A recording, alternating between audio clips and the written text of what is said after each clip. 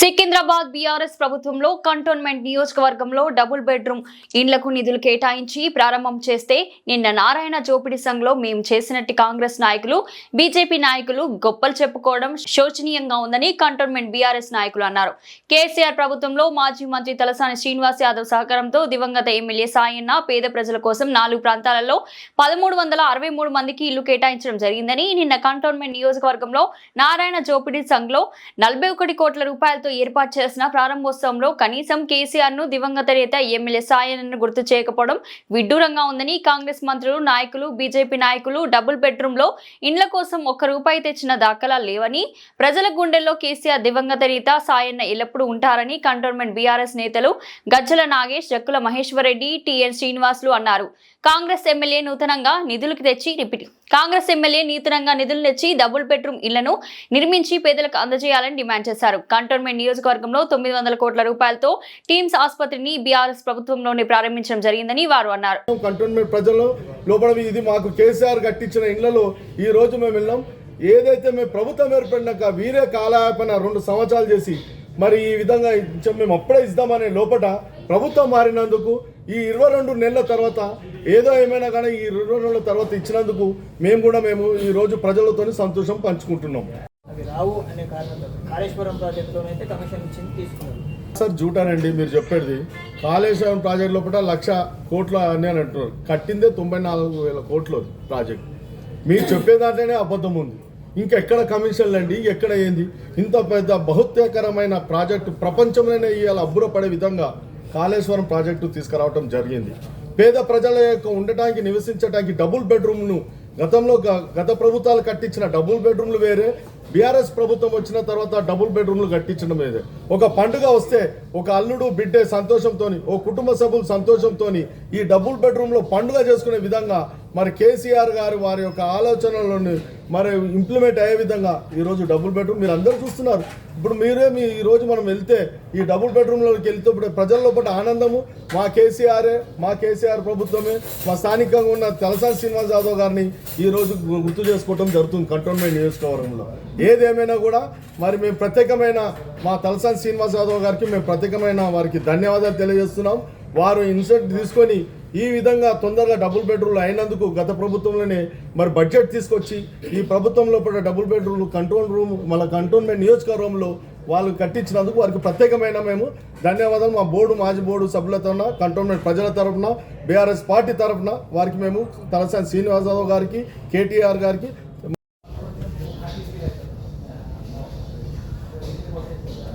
గత బీఆర్ఎస్ ప్రభుత్వం లోపల తొలి ముఖ్యమంత్రి శ్రీ కల్వకుంట్ల చంద్రశేఖరరావు గారి యొక్క కళ నిరుపేదలకు ఇల్లు కట్టించాలని, గూడు లేని వారికి ఇల్లు కట్టించాలి, ఓ మంచి ఇల్లు కట్టిస్తే ఆ కుటుంబంతో పండుగ వచ్చినా పబ్బాలు వచ్చినా సంతోషం ఇల్లు నిర్మాణం చేయాలని చెప్పి ఒక మంచి సంకల్పంతో మరి ఆనాడు ప్రభుత్వము ఏర్పడిన తర్వాత మా తొలి ముఖ్యమంత్రి శ్రీ కల్వకుంట్ల చంద్రశేఖరరావు గారు మరి కంటోన్మెంట్ నియోజకవర్గానికి ముఖ్యంగా ఈ ఎస్సీ నియోజకవర్గంలో నిరుపేదలు చాలామంది ఎక్కువగా ఉంటారు.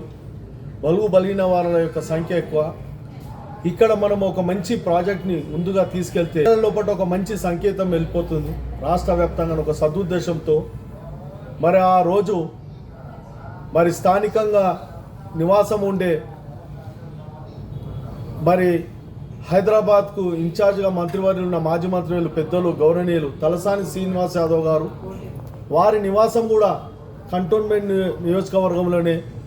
మరి ఇక్కడ నుండి ఈ యొక్క కంటోన్మెంట్ యొక్క ప్రజల యొక్క కష్ట సుఖాలు, మంచి చెడులు బాగా దగ్గరుండి చూసే మరి మంత్రిగా ఉండి మరి స్థానికంగా ఉన్న మరి ఆ రోజున్న తలసాని శ్రీనివాస్ యాదవ్ యొక్క బలమైన కోరిక మేరకు మరి ఆనాడు మరి ఇక్కడ స్వర్గీయశ్రీ ఎమ్మెల్యే సాయన్న గారి యొక్క అందరి యొక్క ప్రోద్బలంతో సహాయ సహకారాలతో మరి ఇక్కడ డబుల్ బెడ్రూమ్ ఇండ్లు నిర్మించుకోవటం జరిగింది. మరి మీకు అందరికీ తెలుసు కంటోన్మెంట్ నియోజకవర్గంలో ముందుగా మొదటి వరుసలో మరి ఆనాడు పురపాలక శాఖ మంత్రులు కేటీఆర్ గారికి దృష్టికి తీసుకెళ్ళి కేటీఆర్ గారి యొక్క సహాయ సహకారాలతో ముందుగా కంటోన్మెంట్ నియోజకవర్గంలో 3 చోట్ల కూడా మరి ప్రారంభోత్సవం యొక్క స్టోన్లు ఇప్పుడేస్తే కట్టడానికి ముందే అప్పుడే శంకుస్థాపన చేయటం జరిగిన సంగతి మనకందరికీ తెలుసు. మన మాట ఇచ్చిన ప్రకారంగా మరి మారేడ్పల్లిలో మరి అదేవిధంగా మడ్ ఫోర్ట్లో మరి మొదటి దఫాల లోపల మనం అందరం కూడా వాళ్ళ ఇల్లు నిర్మించి వాళ్ళకందరికీ కూడా మన పొజిషన్ సర్టిఫికేట్లు కూడా ఇవ్వటం జరిగింది. దాని తదుపరి మరి ఇక్కడ నారాయణ జోపిడి సంఘం లోపల 288 ఇండ్ల నిర్మాణానికి శ్రీనివాస్ యాదవ్ ప్రత్యేకమైన చొరవ చూపి అనేక రకాలుగా అక్కడ ఇబ్బందులుంటే స్థానికులకు అనేక దఫాలుగా మాట్లాడి వారిని ఒప్పించి మరి ఇక్కడ ఇండ్ల తప్పకుండా మనం కట్టించాలి. గతంలో బోర్డు ఎలక్షన్లు వచ్చినప్పుడు వారికి మనం మాట ఇవ్వటం జరిగింది. తప్పకుండా ఇక్కడ 288 ఇండ్ల నిర్మాణానికి 41 కోట్ల రూపాయలు శాంక్షన్ చేయించడం జరిగింది. మరి ఎన్నో రకాలుగా మరి బడ్జెట్ మధ్యలోనే అర్ధాంతరంగా ఆగిపోతుంటే మన తలసాని శ్రీనివాసరావు గారు ప్రత్యేకమైన చొరవ చూపించి మరి ఎక్కడ కూడా ఈ యొక్క ప్రాజెక్ట్ ఆగిపోకుండా వారికి డబ్బులు ఇప్పించేసి కంప్లీట్ డబ్బులు శాంక్షన్ చేయించేసి మరి ఆ రోజు లోపల కంప్లీట్గా నిర్మాణాన్ని మరి పూనుకోవడం జరిగింది. ఈ విధంగా తలసాని శ్రీనివాస్ యాదవ్ గారు కంటోన్మెంట్ నియోజకవర్గమైన ప్రత్యేకమైన శ్రద్ధ వహించి ఇక్కడ సంక్షేమ పథకాలు అయితేంది, ఇక్కడ అభివృద్ధి పథకాలు అయితేంది అన్నీ తీసుకొచ్చి, ఎందుకంటే తాను స్థానికంగా ఉన్న వ్యక్తి కాబట్టి స్థానికుల యొక్క సమస్యలపైన బాగా తెలిసి ఇక్కడ ఉన్న కంటోన్మెంట్ బోర్డు సభ్యులు ముఖ్యంగా వీపీ మరి ఆ రోజుల లోపల అనేక రకాలుగా మరి మాజీ బోర్డు సభ్యులు ఇప్పుడున్న వాళ్ళు కూడా అందరినీ కూడా ఏకతాటిపై తీసుకొచ్చి ప్రతిరోజు కూడా ఈ యొక్క డబుల్ బెడ్రూమ్ల గురించి అనేక దఫాలుగా వాళ్ళతో చర్చలు జరిపి ఎక్కడ కూడా ఆటంకం కలగకుండా మరి బోర్డు సభ్యుల సహకారాలతో మన స్థానిక నాయకులతో మరి అదేవిధంగా ముఖ్యమంత్రి కేసీఆర్ గారికి కేటీఆర్ గారికి ప్రతి అనుక్షణం కూడా ఈ కంటోన్మెంట్ నియోజకవర్గంలో ఉన్న డబుల్ బెడ్రూమ్లు ఎక్కడ కూడా ఆగకుండా తప్పకుండా ఇక్కడ కంప్లీట్గా మనం ప్రాజెక్టు నిర్మాణం చేస్తే ఈ యొక్క ప్రాజెక్టు రాష్ట్ర వ్యాప్తంగా ఒక ఎస్సీ నియోజకవర్గంలోనే మరి ఇంత బ్రహ్మాండంగా డబుల్ బెడ్రూమ్లు మనం కట్టి ఇచ్చినామని ఒక మంచి సందేశాన్ని పంపిన వాళ్ళం అవుతామని చెప్పి ప్రత్యేకమైన ఆలోచనతోని మరి ఆ రోజు మనం ఈ యొక్క డబుల్ బెడ్రూమ్లు నిర్మించుకోవడం జరిగింది. మీకు అందరికీ తెలుసు, ఈ రకంగా ప్రజా సంక్షేమం వైపు ప్రజల వైపు డబుల్ బెడ్రూమ్లు వాళ్ళ యొక్క కోరిక మేరకు కట్టించిన తర్వాత మరి ప్రభుత్వము మారిన తర్వాత ఇప్పుడు ఇచ్చేసి మరి మేమే కట్టినాం మేమే ఇచ్చినాం అని ఈరోజు సంకలు కొట్టుకుంటూ మరి ఎక్కడ కూడా మరి గతంలో ఉన్న ప్రభుత్వాన్ని గుర్తు చేసుకోకుండా మరి గతంలో ఈ యొక్క డబుల్ బెడ్రూమ్లకు ప్రత్యేకమైన చొరవ చూపించిన మాజీ మంత్రి వర్యులు తలసాని శ్రీనివాసరావు గారిని కానీ ఎమ్మెల్యే సాయన గారిని ఎక్కడ కూడా వాళ్ళు జ్ఞాపకం చేసుకుంటా గుర్తు చేసుకుంటా చాలా శోచనీయం, చాలా బాధాకరం. మేము ఒకటే చెప్తున్నాము, సొమ్మొక్కడిది సోకొడిది అన్నట్లుగా ఈ విధంగా ఈరోజు గత ప్రభుత్వం బీఆర్ఎస్ ప్రభుత్వం కేసీఆర్ గారి ప్రభుత్వంలోనే డబుల్ బెడ్రూమ్లు కట్టి మరి ఇన్ఛార్జ్ మంత్రి ఉన్న తలసాని శ్రీనివాస్ యాదవ్ చొరవతోని డబుల్ బెడ్రూమ్లు కట్టి మరి మేమందరికీ రెడీగా పెడితే ప్రభుత్వం మారినంత మాత్రాన ఈరోజు పొజిషన్ సర్టిఫికేట్ ఇచ్చి మేమే కట్టినాం మేమే కట్టించినాం అని చెప్పటం ఎంతవరకు ఇది నిజము, ఎంతవరకు ఇది న్యాయం అని చాలా శోచనీయం, చాలా బాధాకరం. మేము ఒకటే చెప్తున్నాం, ఏదేమైనా కూడా గత ప్రభుత్వంలో తీసుకున్న అనేక సంక్షేమ పథకాలు ఈ ప్రభుత్వం కూడా కంటిన్యూ చేయండి. గత ప్రభుత్వంలో కట్టించిన డబుల్ బెడ్రూమ్లకు ఎవరైతే మేము కట్టించినామో తొందరగా వారికి అందరికీ పొజిషన్ సర్టిఫికేట్లు ఇవ్వండి, తొందరగా వారికి అందరికీ కూడా వాళ్ళ గృహప్రవేశం చేయించండి అని మేము ప్రత్యేకంగా కోరుకుంటున్నాం. మేము మళ్ళీ ఒకసారి మేము చెప్తున్నాం, తలసాని శ్రీనివాస్ యాదవ్ గారు ఇన్ఛార్జ్గా ఉన్నాక తర్వాత కంటోన్మెంట్ నియోజకవర్గంలో ఇంత బ్రహ్మాండంగా 3 ప్లేస్లలో, ఒకటి మట్ఫోర్ట్ అయితేంది, మారేడ్పల్లి అయితేంది, మరి ఈ జోపిడి మరి ఇక్కడ అని అదేవిధంగా ఇంకొక ప్రత్యేకంగా ఏంటంటే కేవలం డబుల్ బెడ్రూమ్లే కట్టించడం కాదు, ఇక్కడ ఉన్న వారికి ఎక్కడో దూరం వెళ్ళకుండా బస్తీ దవాఖానాలు కూడా మనము ప్రారంభోత్సవం చేసుకున్నాం. ఇది కూడా గుర్తు చేసుకోవాల్సిన ఉంది. ఇన్ఛార్జ్ మంత్రి తలసాని శ్రీనివాస్ అందరూ కూడా నమస్కారం. మరి ఏదైతే డబుల్ బెడ్రూమ్ నారాయణ జోపిడి సంఘం 2019లో స్టార్ట్ కావడం జరిగింది. దాని తర్వాత మరి 2019లో మేము భూమి పూజ చేసినాం. అక్కడ భూమి పూజ చేసిన తర్వాత అందులో ఒక 32 మందికి ఏదైతే పట్టాల కోసమని డబుల్ ఇల్లు అని ఆ విధంగా కొద్దిగా ప్రాబ్లం అవ్వడం వల్ల అదొక 1 సంవత్సరం డిలే అయింది.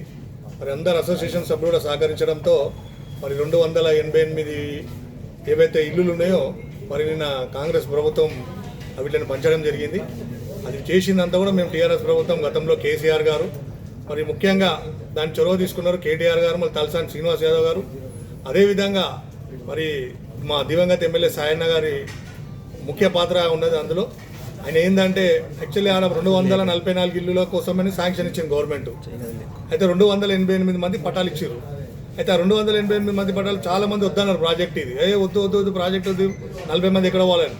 దాని తర్వాత మరి మేము సాయన్న గారికి చెప్తే సాయన్న గారు శ్రీనివాస్ యాదవ్ పోతే శ్రీనివాస్ యాదవ్ గారు కేటీఆర్ గారు తీసుకుపోయి మరి దాని ఒక డిజైన్ అనేది చేంజ్ చేసారు ఇంజనీర్స్ని పట్టుకొని. అరే ఎట్లయితే 40 మందికి పేదవాళ్ళకి ఇల్లు తగ్గవుతుంది, ప్రాబ్లం అవుతుంది కాబట్టి డిజైన్ చేంజ్ చేయడం వల్ల 288 మందికి అందరికి కూడా ఇల్లు ఎవరికి కూడా ఒక మనిషికి తక్కువ పడకుండా చేస్తేనే ఆ ప్రాజెక్టు ముందుకెళ్ళింది.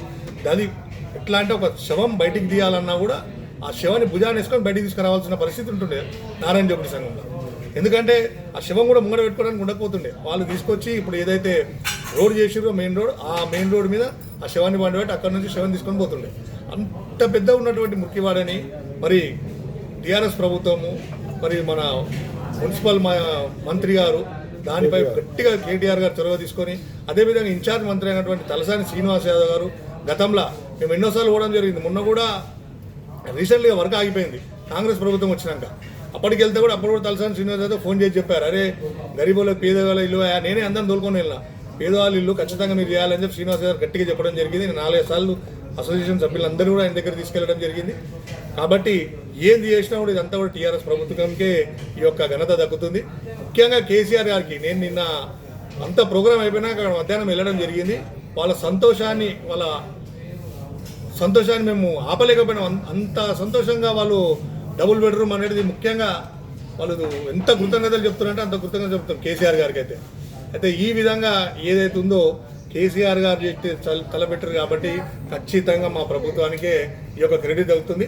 మా కంటోన్మెంట్ కాన్స్టిట్యున్సీలో మేము ఇవాళ దినం అత్యధికంగా డబుల్ బెడ్రూమ్ కట్టినామంటే మారడపల్లి కానివ్వండి, నారాయణ జోపిడి సంఘం కానివ్వండి, సిల్వర్ కాంపౌండ్ కానివ్వండి, అంబేద్కర్ నగర్ కానివ్వండి, మరి అదేవిధంగా గాంధీనగర్ కానివ్వండి, ఇవన్నీ కూడా డబుల్ బెడ్రూమ్ గతంలో మేము శాంక్షన్ చేసి అన్నీ కూడా బ్రహ్మాండంగా కట్టినాము.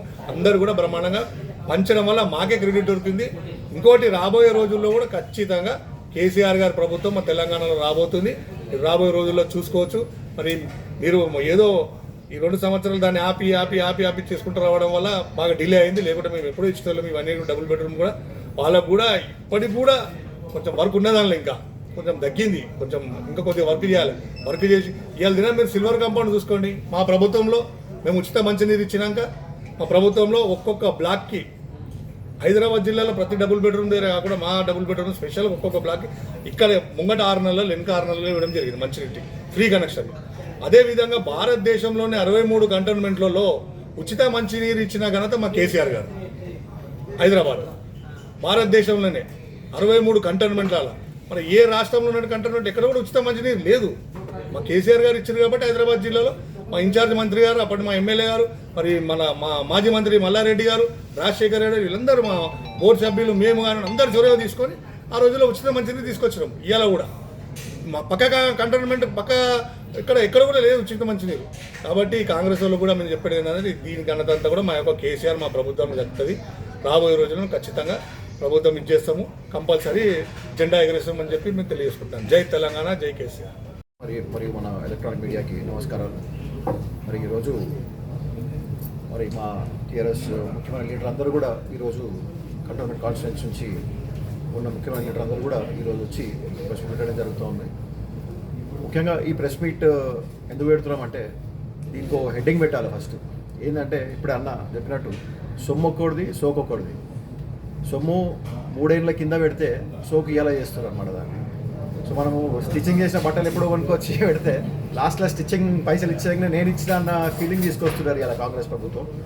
సో అట్లాంటి ఒక చిన్న ప్రోగ్రాం నిన్న చేయడం జరిగింది.